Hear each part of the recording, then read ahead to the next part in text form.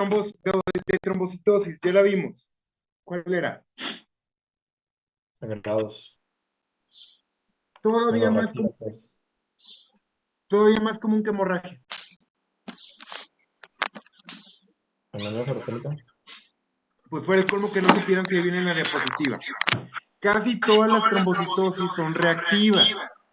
Las causas principales son anemia ferropénica. Número dos, yo diría que es un empate entre enfermedad inflamatoria y hemorragia. ¿Qué enfermedad inflamatoria se les ocurre? Bronco, sí. Ok, todavía más común, cualquier infección aguda, crónica, paciente complicado, estancia prolongada, por lo que ustedes quieran, puede tener anemia de enfermedad crónica y también trombocitosis reactiva. No crean que porque hay anemia y trombocitosis, quiere decir que tiene una neoplasia mieloproliferativa. De hecho, es bien común. Pero fíjense, si ya les dije que la mayoría son anemias ferropénicas, pues le manejamos con hierro y normalizo la hemoglobina y las plaquetas regresan a la normalidad. Considérenlo también. Paciente que tiene hipoesplenismo, por ejemplo, los pacientes con qué anemia hemolítica hereditaria tenían asplenia funcional.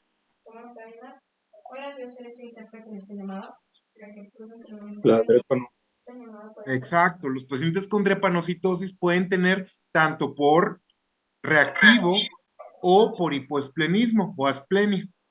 Si un paciente tiene una esplenectomía por cualquiera que sea el motivo, si fue un trauma, una voltereta de borracho, se lo quitaron por anemia hemolítica autoinmune, por trombocitopenia inmune, por un tumor, por lo que quieran, pueden quedar con trombocitosis reactiva de secuela.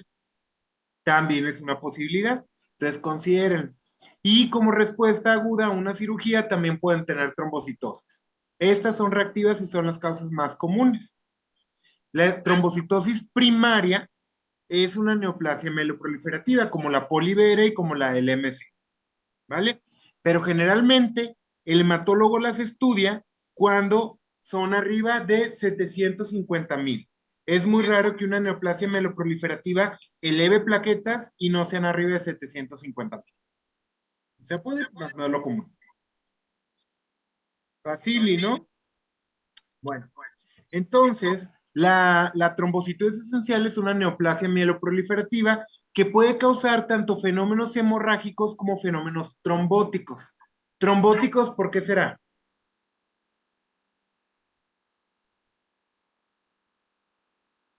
Pues son plaquetas disfuncionales. Pues a lo contrario de lo que dice su compañero, son plaquetas que funcionan de más, porque tengo de más. Entonces, favorecen un evento trombótico. Lean algo que se llama enfermedad de von Willebrand adquirida. Los pacientes que tienen más de 1.500.000 plaquetas, ahí sí las plaquetas dejan de funcionar. Lean por qué, tarea. Entonces, esos pacientes sí tienen riesgo de sangre,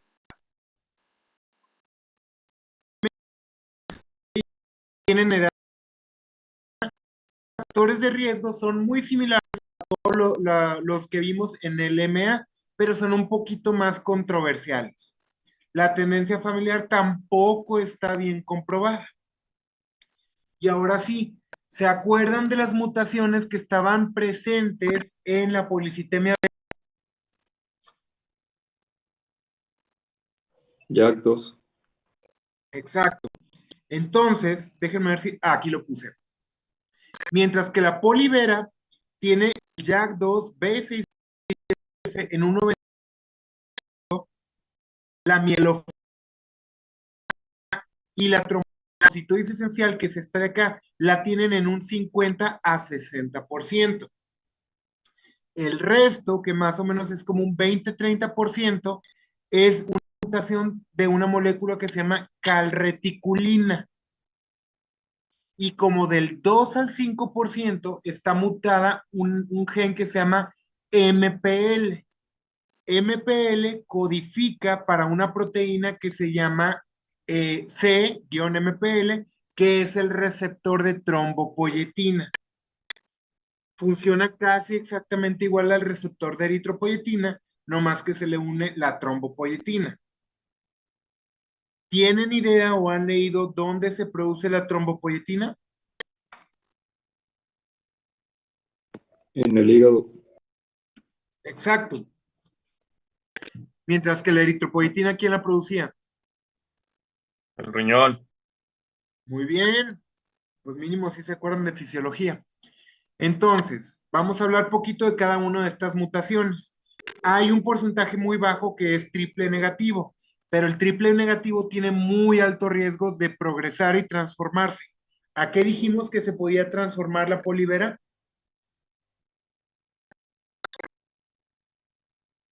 Mieloide. ¿A mieloide qué? Crónica. Reprobado. ¿A qué se transforma la polivera? Pues todos los mieloproliferativos pueden ser MA, o sea, pasar a MA. ¿Transformarse a qué? A LMA, perdón. Ah, muy bien, a leucemia mieloide aguda. Y generalmente antes de llegar a leucemia, ¿cómo se llamaba la enfermedad?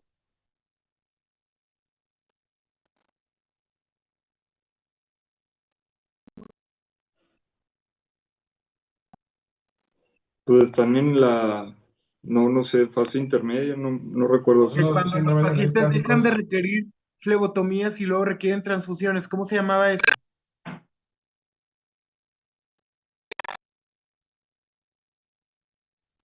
Chan, chan, chan. Amielofibrosis. Ya se les olvidó, ya va a ser el examen en 2 semanas. Bueno, no mo- entonces el receptor de trombopoyetina. Entonces, cuando el receptor de trombopoyetina está mutado, se activa aunque no tenga unido el ligando, que es la trombopoyetina. Oh, sorpresa, si está mutada, la proteína JAK2 se activa sin que se tenga que unir la trombopoyetina. Entonces, ven cómo estas mutaciones, aunque sean diferentes, llevan a lo mismo, mantener activos los factores de transcripción mediados por JAK2. Muy bien, ¿qué leyeron de cuadro clínico? Pues que las manifestaciones podrían ser hemorragias en tubo digestivo y mucosa nasal. Muy bien, sí, pueden tener hemorragias, son raras. Lo más común es que no tengan síntomas o que tengan aquí en Torreón como 3 infartos antes de que a alguien se le ocurra mandarlos al hematólogo. Entonces, la mayoría de los pacientes es asintomático. Las plaquetas altas rara vez causan síntomas a menos que estén muy altas. Y el síntoma principal puede ser eritromelalgia. Por ahí lo vimos también en la clase pasada. Bueno, no es cierto, cuando vimos polivera. Pero lo más común es que tengan fenómenos trombóticos y son arteriales. Entonces, es un paciente que tiene trombocitosis y tiene infarto cerebral o infarto agudo del miocardio, menos común, trombosis arterial periférica. Las trombosis venosas no son tan comunes como las arteriales, pero sí existen. Las trombosis venosas, si se van a las clases de historia de la medicina, casi todas están mediadas por alteración entre los anticoagulantes o en factores protrombóticos, mientras que las trombosis arteriales son trombos blancos que son mediados por plaquetas principalmente. ¿Qué es lo que pasa en un infarto agudo al miocardio? Sí lo saben. Pues necrosis coagulativa. Ok, pero ¿por qué pasa eso? La necrosis coagulativa es porque se pierde la circulación del miocardio, pero ¿de dónde se forma el trombo? En una arteria coronaria. ¿Qué pasa en la arteria coronaria? Pues que sufre de Pues aterosclerosis. ¿Y qué pasa cuando se desprende la placa aterosclerótica? ¿Qué debería tener arriba? Pues ahí fibrina y un coágulo. No, eso es lo que se forma. ¿Qué hay arriba? ¿Qué hay adentro de los vasos sanguíneos? Macrófagos. Adentro de los vasos sanguíneos hay macrófagos. ¿Seguro? No, Según yo, eso es los dentro de la macrófagos placa. es cuando en los tejidos se activan los monocitos. Pero bueno, a lo mejor yo soy el que tiene que repetir inmunología básica. ¿De qué están recubiertos los vasos sanguíneos? Endotelio. Y cuando se rompe una placa aterosclerótica, ¿se lleva el endotelio o no? Sí, Y cuando no hay endotelio, ¿qué células activan? pues se activa la cascada de coagulación ahí. No, ¿qué células activan? Ah, las musculares. Cuando no hay endotelio, ¿qué células activan de la sangre?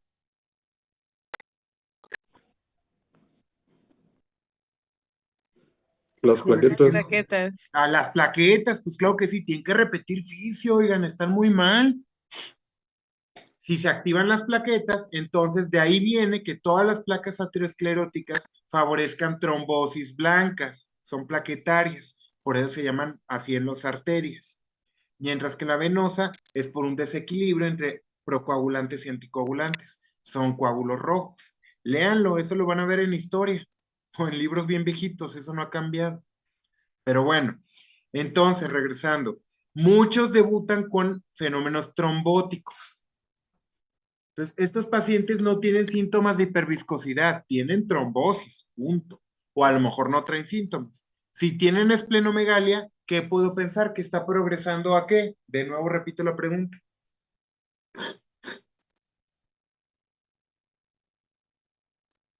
Es un síndrome mieloproliferativo. Pues ¿a cuál, güey?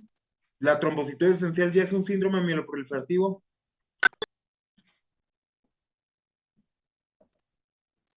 Pues que ya ALMA.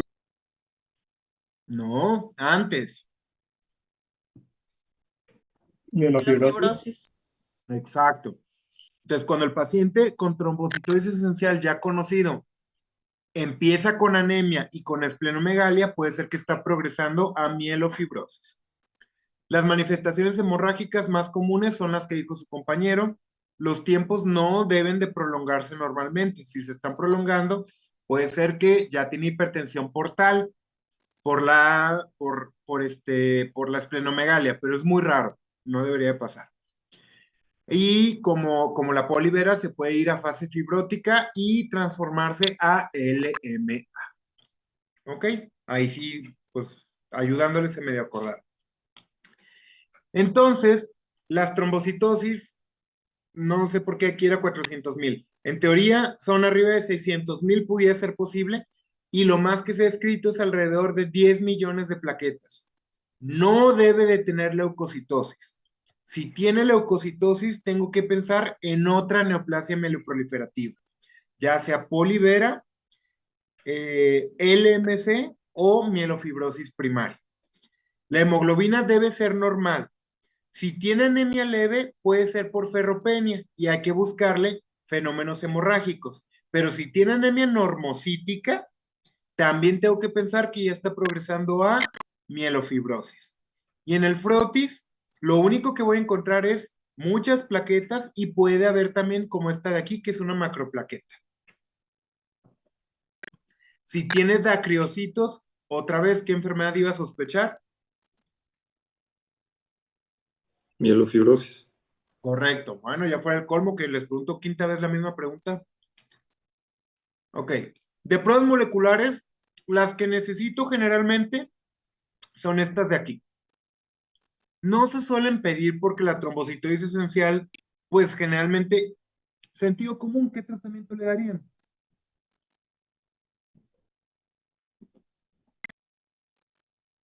Antiplaquetarios. Fácil. El examen va a estar así de fácil. Entonces, generalmente no requieren un tratamiento muy complicado. Sí les damos un citorreductor también, pero la tasa de progresión es mucho más rara que en polivera. Entonces, normalmente no solemos pedir los estudios moleculares si contamos con otro estudio para confirmar la enfermedad. ¿Con qué estudio se confirma? Sí lo deben haber leído, hace mucho, pero sí. PCR, ¿Con qué? un PCR. Mm, o sea, sí, pero ¿con qué confirmamos la polivera también? Cariotipo. No, no, no. ¿No? Con Jack Jack 2. Dobbs. Jack 2, muy bien. ¿O con qué estudio más? Una biopsia. Una biopsia, exacto. Entonces, estos tres de arriba son aspirados de médula ósea. Lo único que veo es que tiene hiperplasia de megacariocitos y los megacariocitos están más grandes de lo normal. Miren este que está hiperlobulado. Pero el confirmatorio es la biopsia de médula ósea, donde veo hiperplasia megacariocítica sin atipia. ¿Qué quiere decir? Que no tienen alteraciones en el núcleo que le hagan ver como de mielofibrosis. Normalmente los megacariocitos, sí puedes ver muchos en una biopsia, pero no tienen que estar juntos uno de otro. Y miren, 1, 2, 3, 4, 5, 6, 7, 8, 9 acá arriba. Y estos hasta están pegados. No debería de ser así. La disposición normal de los megacariocitos es perivascular. Entonces, muchos los voy a ver alejados uno de otro, pero relacionados a un vaso sanguíneo. ¿Vale? Entonces, el confirmatorio también en esta enfermedad no es el aspirado, es la biopsia de médula ósea. Y aquí están los criterios diagnósticos. Está más fácil que otro. Plaquetas arriba de 450,000, la biopsia de médula ósea con hiperplasia de megacariocito, con núcleos hiperlobulados, sin alteración de la serie blanca o de la serie roja, ni aumento de las fibras reticulares. Eso es de mielofibrosis. Que no cumpla criterios para otras enfermedades e idealmente tengo que tener una mutación. Si no tengo la mutación, con que tenga las otras tres y yo descarte que sea trombocitosis reactiva. Está fácil, ¿no? No les voy a pedir lo que se sepan de memoria los criterios diagnósticos, pero sí quiero que sepan qué estudios tengo que pedir para confirmarlo. Ahí me pasé. Muy bien. Para que sepan, aquí todos estos son causas de trombocitosis que pueden ser reactivas. Solo las de acá arriba son causas hematológicas primarias. Y definitivamente las más comunes son estas primeras cuatro. LMC, mielofibrosis, polivera y trombocitosis esencial. ¿Preguntas hasta aquí?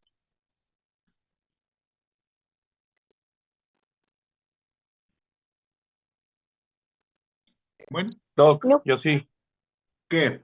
O sea, entonces, si vemos, por ejemplo, una biometría hemática de un paciente, ¿qué es ¿qué es lo que nos va a hacer sospechar luego de trombocitosis esencial? Que no tenga ningún síntoma y que sea arriba de 750,000. O que tenga múltiples antecedentes de trombosis o hemorragia. Pero, por ejemplo, si trae síntomas como, no, pues traigo fiebre, traigo dolor articular, traigo pérdida de peso, acabo de sangrar, o le ven ustedes síntomas de anemia ferropénica, o le ven la biome con anemia ferropénica, pues todo eso puede hacer que piensen que es una trombocitosis reactiva. Oye, Doc, pero una reactiva es muy complicado que llegue hasta 750,000, ¿no? Eso entendí. Sí, pero si se puede, miren, las trombocitosis reactivas se han descrito hasta con 2 millones. De que se puede, se puede. No, les voy a contar un caso. Este me llegó hace como 4 meses, fue como en diciembre. Un güey que le dio una pancreatitis, no me acuerdo si alcohólica o pancreatitis, punto, pero es drogadicto. Entonces se puso muy mal, se andaba muriendo en la UCI y me lo mandaron por trombocitosis. Cuando me lo mandaron ya estaba estable, ya no estaba en UCI, ya estaba comiendo, ya deambulaba, pero tenía plaquetas de 1,100,000. Yo dije, a la madre, sí las trae bien altas, pero estaba muy joven, tiene 24 años. Lo cité como en un mes y medio, ya traía las plaquetas normales. Dijo que iba a dejar las drogas, la verdad no le creí, pero bueno, ya lo di de alta. Era una trombocitosis reactiva. ¿Por qué? Porque estuvo en UCI por una pancreatitis. Ahí no iba, estamos de acuerdo que no iba a pensar que tenía una enfermedad mieloproliferativa.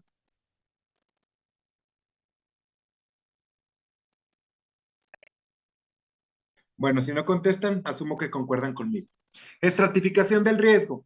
Paciente riesgo bajo. Los pacientes no leen los libros. La trombocitosis esencial es rara en pacientes menores de 60 años, pero ya me tocó ver, incluso cuando yo estaba rotando en pediatría, una chava de 15 años con plaquetas de 1.200.000.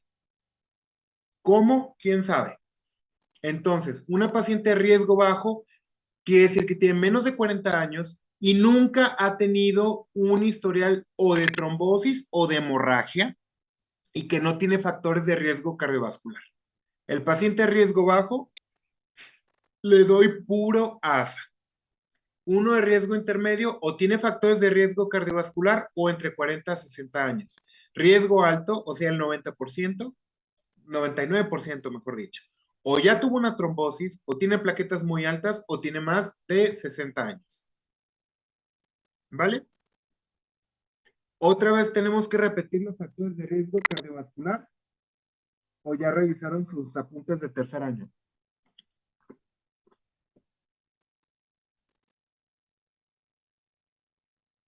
No, doctor, está bien. Ah, ya fue el colmo. Bueno, entonces en riesgo bajo y de moderado, ay, según yo sí era citorreducción.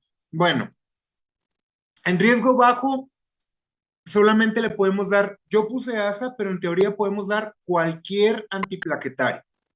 Clopidogrel, ticagrelor o el que tengan, se puede dar, no hay ningún problema. En pacientes de alto riesgo, tengo que dar antiplaquetario más citorreductor. ¿Qué citorreductores utilizamos en Polivera? Hidroxiurea. Hidroxiurea es el más común. ¿Cuál otro era la opción? Clorambucilo, ¿Cómo? clorambucilo. Clorambucilo, órale. Este güey quiere reprobar conmigo, definitivamente. El Pero interferón. sí, El interferón. podemos usar quimioterapia como un citorreductor. Pero ¿por qué les dije que si yo les daba clase, no dieran quimioterapia como citorreductor? Porque le mata la médula. Le mata la médula. Con palabras de médico de verdad, como dijimos hace rato, ¿qué pasa? Luego le da plasia medular. Mal. ¿Qué le da? Sexta vez, Tiene ¿en qué se más riesgo transforman? de LMA. Leucemia. LMA. Exacto, le puede dar leucemia. Si citorreducen con quimio, le dan mucho riesgo de leucemia a estos pacientes. Entonces, o usamos hidrea, o la otra opción que le recomendé era interferón, de preferencia pegilado. Aquí las guías te recomiendan, bueno, si tiene más de 60 años, puedes considerar usar quimioterapia. Considerar, pero la realidad se sigue prefiriendo hidrea. Y considerar esperando que la tasa de progresión no alcance la esperanza de vida del paciente. Entonces, si sé que en 5 años se puede transformar en LMA, pero el paciente tiene 70 años y tiene factores de riesgo cardiovascular y sigue obeso, bueno, dices, está bien, este güey se va a morir de un infarto en menos de un año. Está bien, le voy a dar busulfán, le voy a dar clorambucil, pero de preferencia no. Siempre traten de usar o hidrea o interferón. Estas guías recomendaban que en menores de 40 años utilizaran interferón de preferencia, porque tenían miedo de que la hidrea sí pudiera favorecer transformación a LMA. Pero también ya lo discutimos la vez pasada. Los niños con anemia drepanocítica viven lo que viven, porque también les dan infartos cerebrales, y no tienen tasa de progresión a LMA mayor por tomar hidrea que a la población general. Entonces ya se descartó que la hidrea sea insegura. Por eso les recomiendo de nuevo hidrea o interferón. Hay otro citorreductor, pero es específicamente para inhibir la diferenciación de megacariocitos, porque es un inhibidor de fosfodiesterasa de 3. La meta de la anagrelida es mantenerlos abajo de 400.000, pero tiene efectos secundarios que son muy similares a otro inhibidor de fosfodiesterasa que se utiliza para otra cosa. ¿Se acuerdan cuál?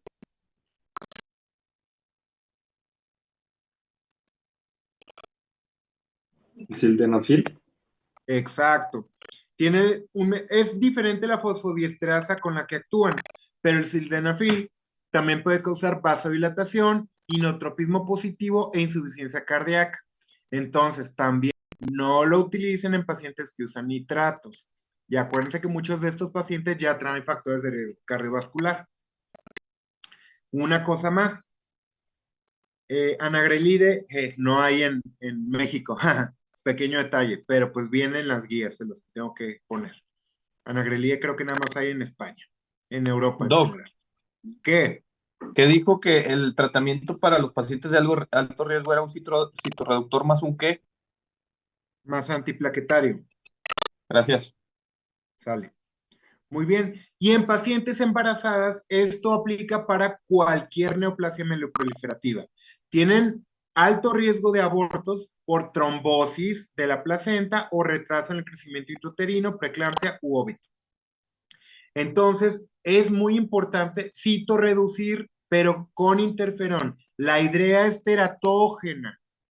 Van a matar al parásito feto embrión si le dan a una paciente embarazada hidrea. Ahí de a huevo tienen que ser interferón y considerar anticoagulación por lo menos profiláctica todo el embarazo. Y ahí tiene que ser con heparina de bajo peso molecular. ¿Qué presentaciones de heparina de bajo peso molecular recuerdan? Noxa. Nomás conocen esa de seguro, pero con esa me conformo. Y el pronóstico, la tasa de progresión es mucho menor que en Polivera todavía. Fíjense. De todas formas, no se confíen, no les den busulfán, y si les dan busulfán, dicen que les dio clases el pediatra, no yo. Muy bien. Y esta es la clase que les debía, chicos. ¿Preguntas? Doc, del riesgo intermedio me quedé con la duda. ¿Le vamos a dar puro ASA o también lo vamos a citorreducir? No, sí, te reduzcanlo. Según yo ya se actualizó y sí recomiendan la citorreducción. Se los corroboro para mañana. Gracias. ¿Más preguntas? Muy bien, entonces mañana nos vemos a las 6 de la tarde. Vamos a ver leucemia linfocítica crónica. El viernes voy a considerar darles el día y la otra semana terminamos el miércoles con, espérame, el 14 vamos a ver, o sea, mañana el LLC. El 20, miércoles 20 vemos linfomas. El jueves 21 vemos mieloma múltiple. Y el viernes 22 ya empiezo con el tercer parcial, según yo. Entonces, ¿qué les parece el examen el 25?